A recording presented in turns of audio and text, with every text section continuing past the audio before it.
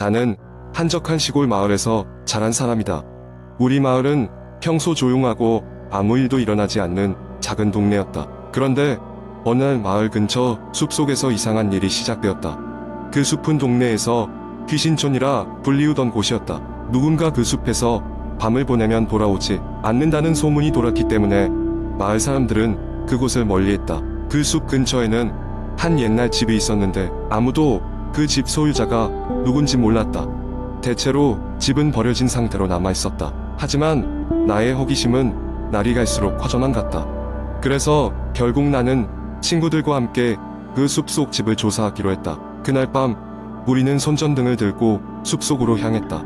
밤이 아니라도 숲은 이상하게 싸늘하고 조용했다. 마치 모든 자연의 소리가 사라진 듯한 느낌이었다. 우리는 집에 도착하자마자 이상한 냄새를 맡았다. 비릿하지만 구역질 나는 냄새였다. 우리는 망설이다가 문을 열고 들어갔다. 집안은 더 황폐해져 있었지만 무엇보다도 눈에 띄는 것은 벽에 써진 이상한 문구들이었다. 나를 구해줘. 여기서 나갈 수 없어. 그리고 몇몇 낙서들이 있었다. 한 친구가 말없이 손전등을 집어 흔들었는데 우리는 죽은 듯한 침묵 속에서 덜컥거리는 소리를 들었다. 순간 우리는 거기에 살아있는 무언가가 있음을 직감했고 그때 갑자기 매우 차가운 공기가 느껴졌다. 나는 등골이 오싹해졌다. 그 직후 우리가 올라가던 계단이 크게 삐걱거리더니 무언가가 우리 뒤를 따라오고 있는 느낌이었다. 나는 뒤를 돌아보았는데 아무것도 보이지 않았다. 하지만 그 소리는 여전히 있고 점점 가까워지는 듯 했다. 우리는 서둘러 2층으로 올라왔다. 그러나 그곳 역시 이상한 기분을 떨쳐낼 수 없었다. 방 한 군데에서 희미한 빛이 새어나오고 있었다. 우리는 조심스럽게 다가가서 그 방을 열었는데 그곳에 있던 것은 오래된 거울 하나뿐이었다. 하지만 거울 속에는 이상한 모습의 여자가 비치고 있었다. 그녀는 웃고 있었지만 그녀의 눈에서는 피가 흐르고 있었다. 우리 중 한 친구가 거울 속으로 손을 뻗었고 순간 그의 손이 거울 속으로 빨려 들어갔다. 친구들은 도와주려 달려들었지만 벽지로 남은 황폐한 공간에 이상한 기운에 우리는 전부 뒷걸음질을 치게 되었다. 한 친구가 손전등을 떨어뜨렸고 그것이 거울 밑으로 굴러갔다. 그 순간 여자의 웃음소리가 방 안을 울리며 우리는 공포에 질렸고 비명을 지르며 집 밖으로 도망쳤다. 다행히도 아무도 크게 다치진 않았지만 그날 이후로 나는 그 숲 근처에 가지 않았다. 내가 본 것은 무엇이었을까? 그리고 친구의 손이 거울 속으로 빨려 들어간 것은 무엇을 의미하는 걸까? 몇 주 후 나는 마을 도서관에서 우연히 그 집에 대한 오래된 신문 기사를 발견하게 되었다. 그 집은 한때 마을의 유명한 퇴마사가 살았던 곳이었다. 그 퇴마사는 여러 악령들을 퇴치하다가 결국 자기 집에서 자신이 퇴치한 악령들에게 습격당해 죽었다고 했다. 그 후로 그 집은 저주받은 집으로 남게 되었다. 지금도 가끔 그날의 꿈을 꾸곤 한다. 그리고 그 꿈 속에선 나는 여전히 그 거울 속에 갇혀 웃고 있는 그 여자를 본다. 그 웃음소리는 내 뒤에서 떠나지 않는다. 나는 이 이야기를 사람들에게 전하지만 아무도 나를 믿지 않는다.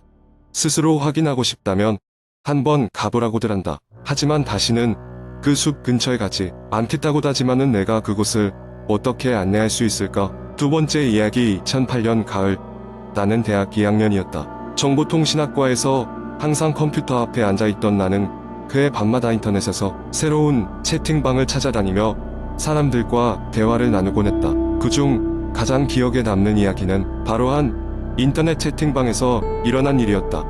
당시 나는 어둠의 눈이라는 별명을 가진 사용자와 채팅하게 되었다. 그는 매우 친절했고 그와의 대화는 흥미진진했다. 채팅방에 들어오면 대부분의 사람들은 가벼운 이야기를 나누곤 했지만 어둠의 눈은 어떤 비밀스러운 이야기들을 풀어놓기 시작했다.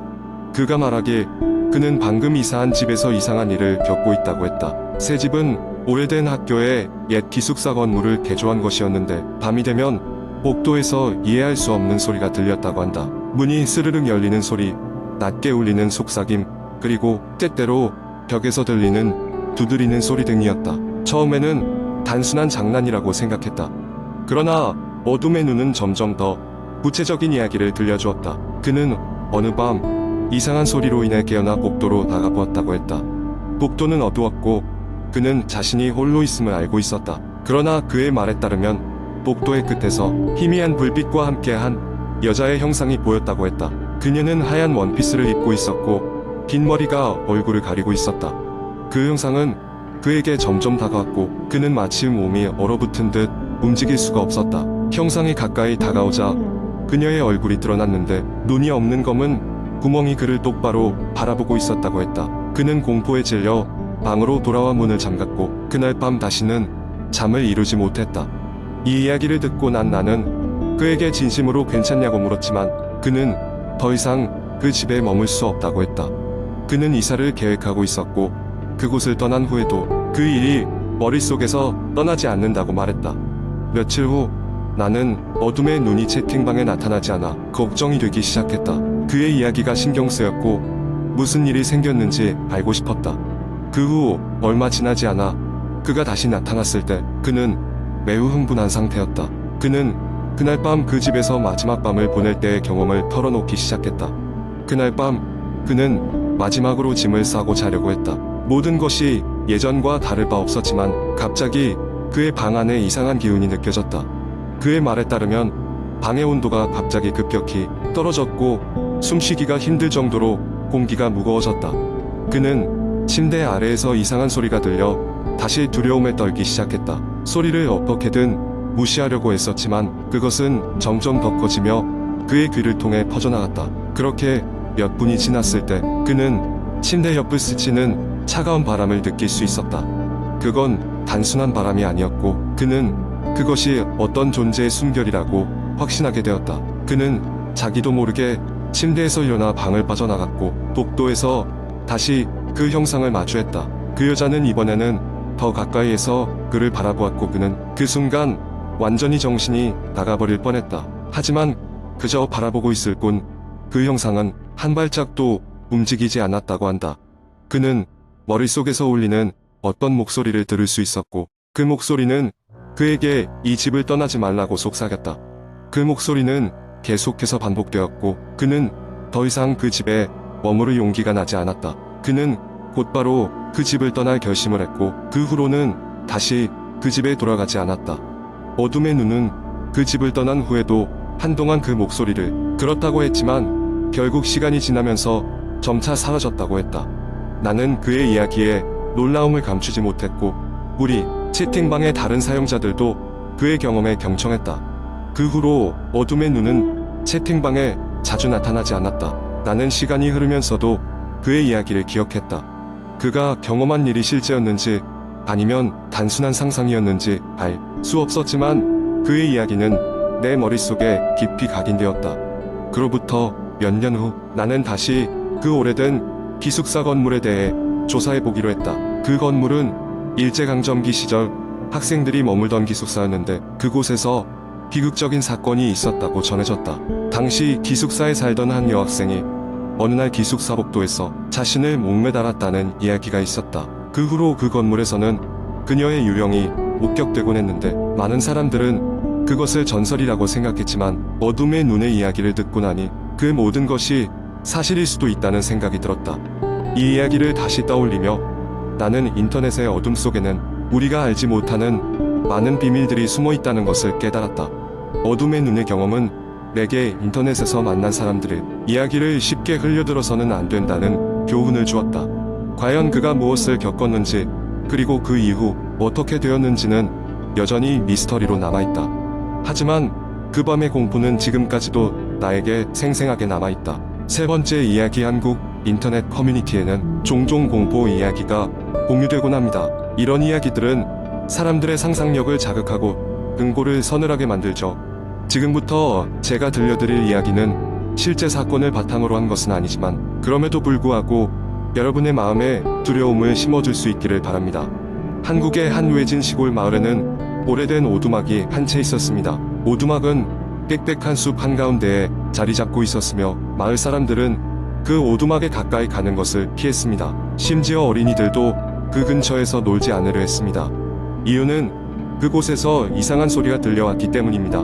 이야기는 경이라는 여학생이 그 오두막에 대해 알게 되면서 시작됩니다.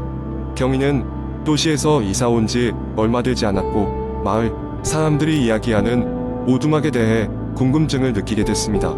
새로운 환경에서의 무료함을 달래기 위해 그녀는 몇 명의 친구들과 함께 그 오두막에 가보기로 결심했습니다. 날이 저문 어느 가을밤, 경희와 친구들은 플래시를 들고 오두막으로 향했습니다. 오두막은 생각보다 더 낡고 어두웠습니다. 반쯤 부서진 나무 판자로 만들어진 벽은 썩어서 떨어질 듯 위태롭게 서 있었고, 창문 대부분은 깨져 있거나 그을려 있었습니다.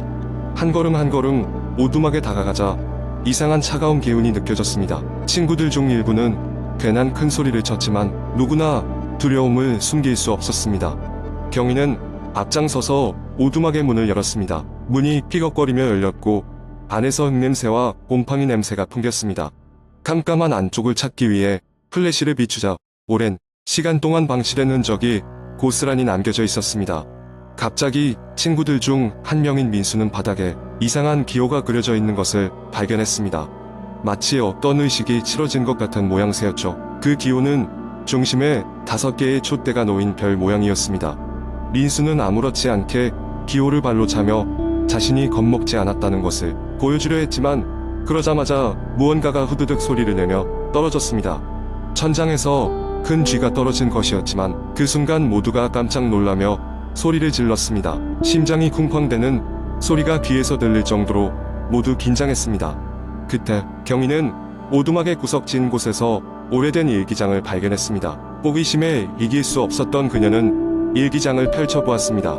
일기장은 마을의 한 여성이 쓴 것이었고 그녀의 이름은 아란이었습니다. 아란은 이 오두막에서 있었던 일을 상세히 기록해두었고 그 내용은 놀라울 정도로 무서웠습니다. 아란은 이 오두막에서 오래전부터 비정상적인 현상들을 경험했다고 적혀 있었습니다.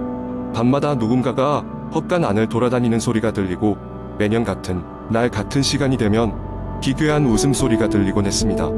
일기를 읽고 내려가던 경희는 손톱이 두꺼운 헝겊에 걸쳐졌고 그 순간 끔찍한 저주에 걸리게 될 것이라는 경고 문구를 발견했습니다. 그 경고는 이 일기장을 여는 자는 영원히 결코 구원받지 못하리라라고 적혀 있었습니다. 긴장감이 최고조에 다다르던 순간 오두막 안에 전기가 갑자기 나가며 플래시 불빛도 사라졌습니다. 무서움에 휩싸인 채 친구들은 어둠 속에서 서로를 찾으려 애썼습니다. 그때 갑작스러운 냉기와 함께 무언가가 경희의 팔을 붙잡았습니다. 놀란 경희는 일기장을 떨어뜨리고 눈앞이 캄캄한 채 기절하고 말았습니다. 눈을 떴을 때 경희는 마을 병원에 누워 있었습니다. 친구들은 그녀가 기절한 채로 발견되어 급히 병원으로 옮겼다고 말했습니다. 그러나 경희의 마음속에는 그날의 기억이 지워지지 않았습니다. 특히 그녀의 팔을 붙잡았던 차가운 손의 감촉은 생생하게 남아 있었습니다. 그 후로도 경희는 매년 그날만 되면 어딘가에서 아란의 일기장을 본 사람들이 넘치는 두려움과 함께 그날 밤에 기이한 사건을 떠올리는 이야기를 듣곤 했습니다. 그녀는 이 일을 잊지 않기로 마음먹었습니다. 마을 사람들은 오랜 시간 지나도 여전히 그 오두막 근처로 가지 않았고 경희도 마찬가지였습니다. 하지만 경희와 친구들은 절대 잊을 수 없었습니다. 그날 이후로 그들의 꿈속에서는 항상 오두막의 기묘한 기운과 아란의 일기장이 등장하곤 했기 때문이었습니다. 시간이 흘러도 그 오두막의 이야기는 마을 사람들 사이에서 전설처럼 전해졌습니다. 그리고 오늘 날까지도 아무도 그 오두막을 다시 건드리려 하지 않았지만 무언가가 여전히 그곳에서 그날 밤의 비극을 기다리고 있는지도 모를 일이겠죠.